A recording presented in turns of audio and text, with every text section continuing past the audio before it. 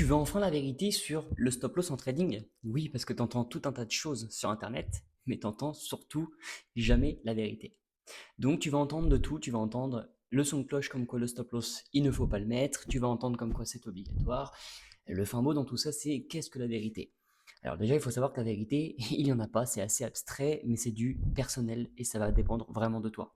Ce n'est pas une bêtise de penser qu'il ne faut pas le mettre, mais si tu n'as pas d'expérience, oublie le fait est de le mettre, puisque si tu n'as pas de stop loss, le stop loss, c'est toi et tes décisions, donc tes décisions de couper tes pertes manuellement, et pour ça, crois-moi, il faut un petit peu de temps avant de l'accepter. Donc, également, la chose que tu dois savoir, c'est que ton stop loss, là où on te dit qu'il faut que tu le places, là où ton scénario est invalidé, par exemple, alors c'est bien, mais ça veut dire quoi précisément?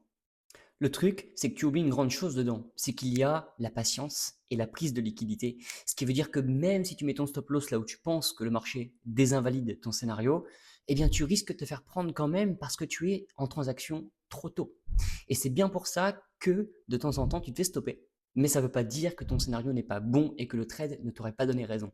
Donc de temps en temps, si tu respectes ton plan, ça peut être bien des fois, malgré cette fait liquider, de se replacer sans vouloir s'acharner ou s'obstiner, mais parce que comprendre ce qui s'est véritablement passé est important.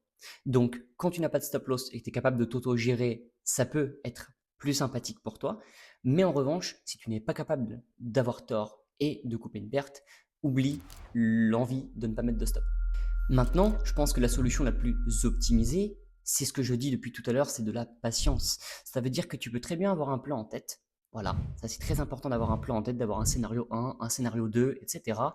Attends que le maximum de monde ne soit plus sur la transaction. C'est-à-dire que là où tu aurais mis ton stop loss, là où bien évidemment tout le monde va le mettre, même sur des plus bas, etc., là où tu estimes que bon, bah, si jamais tu te fais SL, c'est que ton scénario ne tient plus, eh bien c'est faux. Attends que cette prise de liquidité se fasse, attends le rejet, tes confirmations, et ensuite tu pourras rentrer, et là ton stop loss ne sera plus un problème pour toi.